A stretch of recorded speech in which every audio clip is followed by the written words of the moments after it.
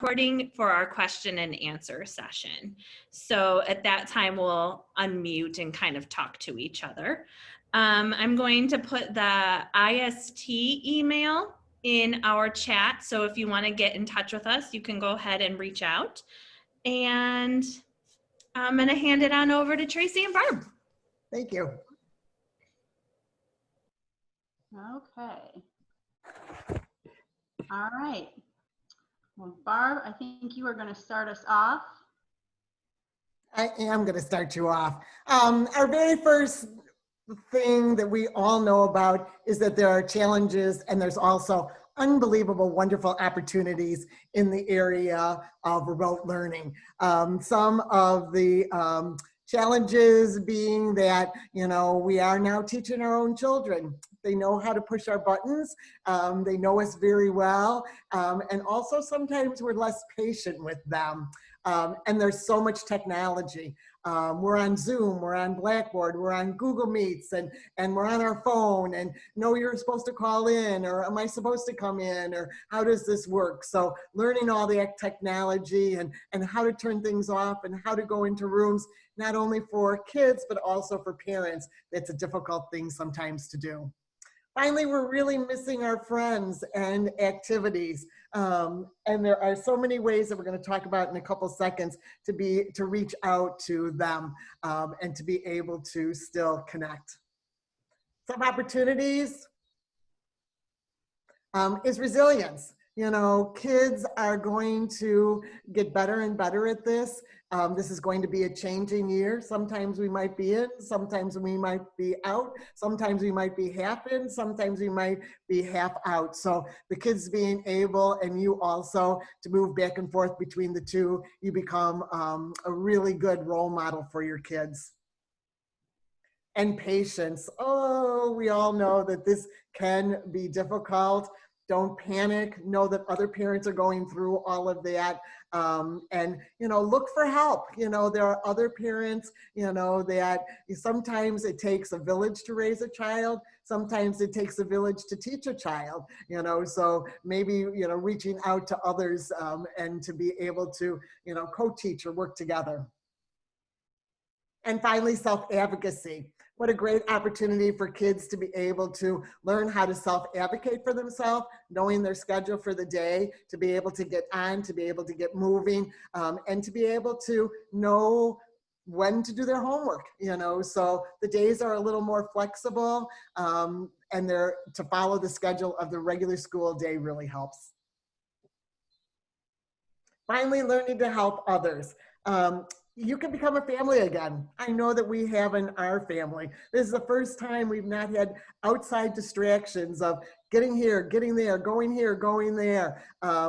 Our grocery store, we go every 3 weeks. We don't go all of the time. So it seems like we have more time with each other, and being able to teach your children, and being able to set up and work together. Also to teach maybe some of the older siblings to help some of the younger siblings, or read books together. You can see in the upper right-hand corner, that is our kitchen table. I have a son that's in school. I'm doing a lot of presentations, and we have papers everywhere. So we have tried to move all of those to other tables so we have room. Also, being able to have the kids help you out with garbage day, or taking out chores, or getting the table set, or doing something like that is really important. And finally, in the left-hand corner, learning to help others, maybe setting up a Zoom meeting with a couple of the kids' friends, to work on a project, or to support each other with a homework or an assignment or a project,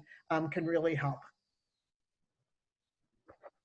So when we're talking about building all these great qualities in our kids during this challenging time, we want to think about what are some really easy, practical ways that we can do that. And one of the things that you can do as parents is to create some consistent routines. And that may seem obvious to some, and to others it may be like all the routines got thrown out the window, and everything just blends into one another. But if you think about it, when we're doing school from home, we lost a lot of structure.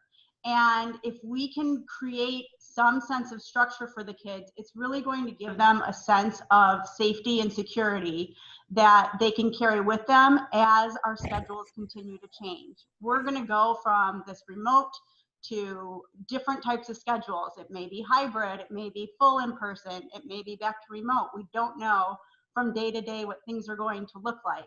So by creating some consistent routines that you can carry with no matter what happens, it's really going to help out your kiddos.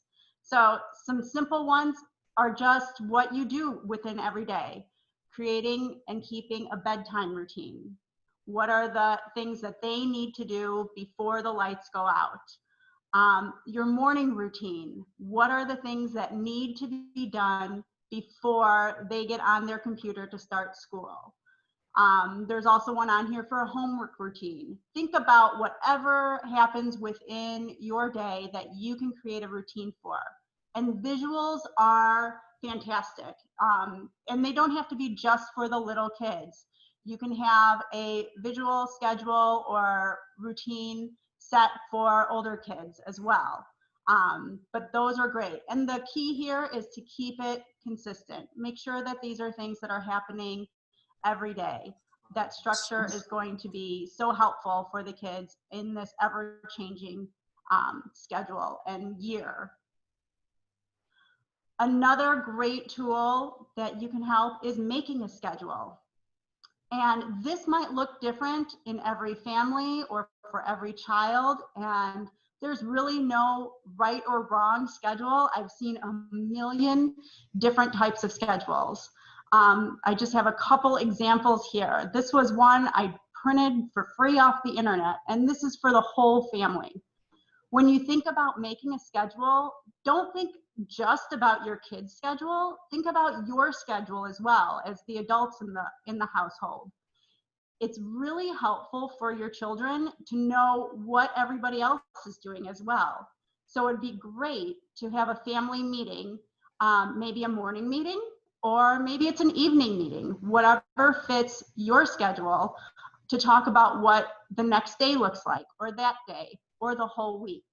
It could be helpful for the kids to know who's available to help them, who's going to be around during the week, or who might be coming in and out, if there's the babysitter, if grandma's coming over, or what kind of activities are going on.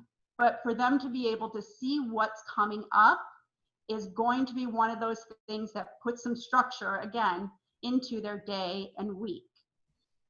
Another example, this one, if you can see it, is a single day for a student. And this is just giant chart paper that was posted on the wall. And it has the hours of the day broken out. And it has listed all the things that are happening. So again, it's another visual piece that helps the child, the student, get through their day, and they know what's coming up, they know what to expect in their day, and it serves as a predictability piece and also gives that structure again. So this is going to help with all that resiliency and patience, and they can also foresee what areas they might need some help in too. So they know where they might need to advocate for some support, and you guys can start to problem solve that ahead of time rather than in the moment. For those times when your child does need help, there's a little tip that we like to pass around too. It's the try 3 before me. This is a great tool to teach your child too.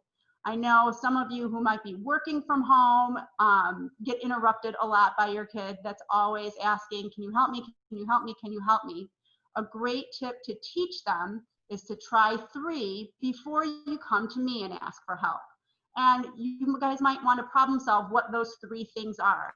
It could be that first they have to try it on their own. Then maybe they have to look back at the example or the directions or try again after they do that.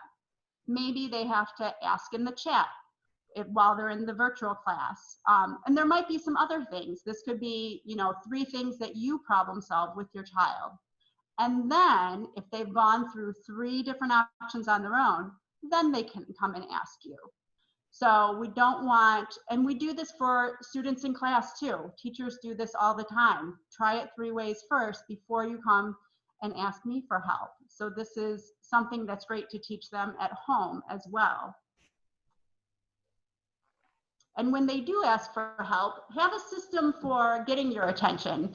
Instead of just running over to you and pulling on your sleeve, what's the system that you guys are going to use? Do you want them to raise their hand from their learning space? Do you want them to hold up a colored piece of paper or have a little clip that they put up? Find something that works for you. Problem solve that with your child.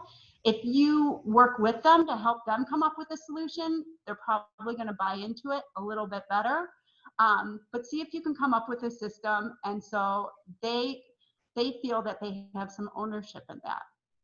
Another great piece for self-advocacy is to teach your child to email their teachers so that they can ask for help, and know that you can connect with their teacher or the school for help too. But teaching them to email their teacher themselves really kind of empowers them to be seeking out the answers. And you can teach them to ask specifically, instead of just saying, I need help, you can work with them to ask, I need help on my number 5 math problem, or whatever that is. And you might draft that for them or help them with it or create a template, but work with them so that they can start doing that themselves.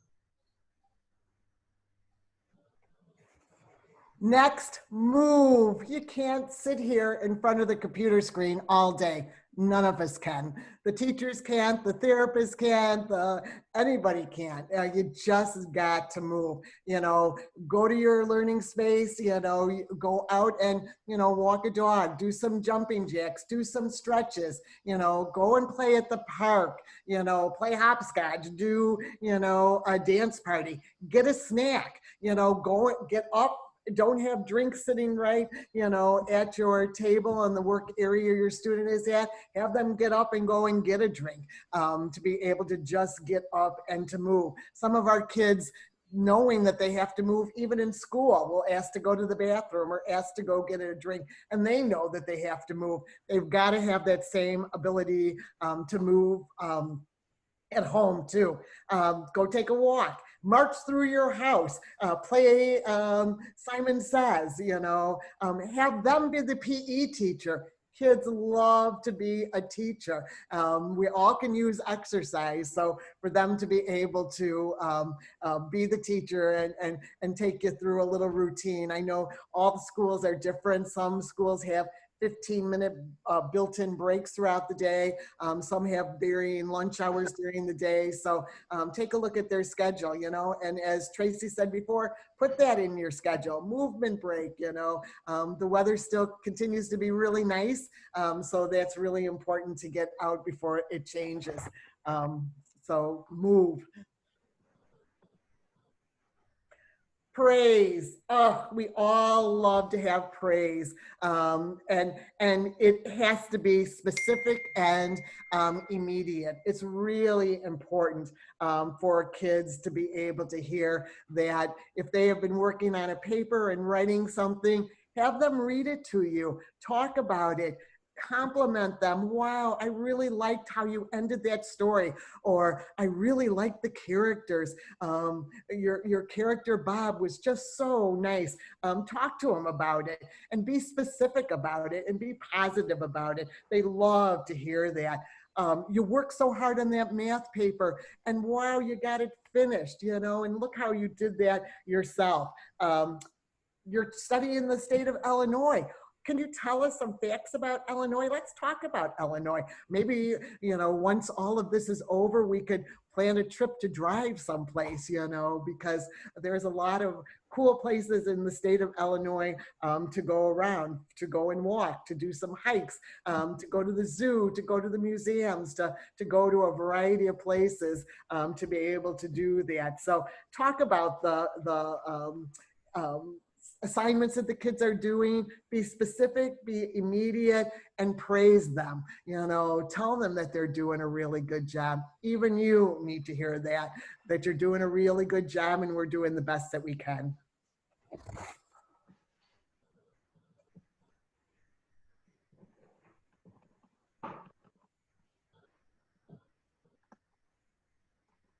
And be proud. We want to recognize you guys as parents as well as the children. For them, be proud of even the little steps that they're taking. This is huge. This is just a really challenging time, as we've all heard over and over.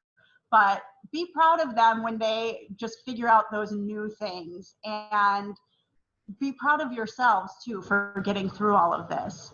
It's so important that our kids and our students are hearing positive messages and that they know that we recognize their efforts. And the more that we can convey that to them, the more that they are going to continue to do well and continue to make it through this year. So be proud of them, but also be proud of you for supporting them. We're happy to have you along the way for sure. And finally, stay connected, laugh, and you have to take care of yourself. You know, encourage interactions with your family. We do family Zooms every once in a while. The kids love to see other relatives that are in other places. Write letters. If you have a relative that will write back, you know, even our young little preschoolers or kindergartners, and if only they can draw a picture and a couple of straight lines or a circle, have them do that and mail it off. They love getting mail, you know, and makes them more excited to write and to do something. Zoom their friends or do some FaceTime, you know, on the phone. Also, any messages on the sidewalk. That's become very popular. If you go around college campuses, if there's an activity going on or a swim club meeting, they always write it on the sidewalk. Put positive messages on the sidewalk, you know, take care of yourself, smile. The kids love to be able to do that. We've had a lot of work where in school we would put it all on the bulletin board. How cool, put it in your window, you know, as people walk by, because so many people are out walking right now. They love to see those messages from those kids or to be able to see some of the artwork that they are done. Paint a rock. A lot of places have done that. I noticed during the summertime and have put messages on rocks. Paint a rock with a message and go out and hide it someplace, you know, and maybe then go do a scavenger hunt to see if you can find other painted rocks in the area. So really important to take care of yourself, to laugh, play games, play, you know, do puzzles. You know, there are some things that we have not done in this family for a very long time that are really enjoyable for kids to be able to do. You know, I just taught a class, and one of the comments of one of my parents who's also a student and has kids, you know, I said, I'm doing this presentation tonight, and I said, can I take a message from you to all of you? And she said, tell them it's going to be okay. And every day, sometimes I just feel like I want to cry, but do the things that you can, be proud of what you can do, and it's going to be okay. Our children and us, you know, are going to be better for it. I told somebody the only sad thing about remote learning is we're never going to have a snow day again, because we'll be able to all stay connected, even on those days when the weather is poor. So we really appreciate all of you guys being here tonight, and we're going to end this with question and answers. Anything else, Tracy? No, I think, you know, just kind of to recap, we wanted to just give you a couple practical things tonight just to kind of kick off our Parent University, but really to reassure you guys that you're doing a lot of really great things and that you should recognize that and try to hopefully help you guys kind of take a big sigh of relief. Like, okay, we're all going to get through this. We are here as a team to help support you in addition to all your other levels of support that you have within your schools and your districts. So you have a lot of support to help you through all this. And we're here to take any questions that you have.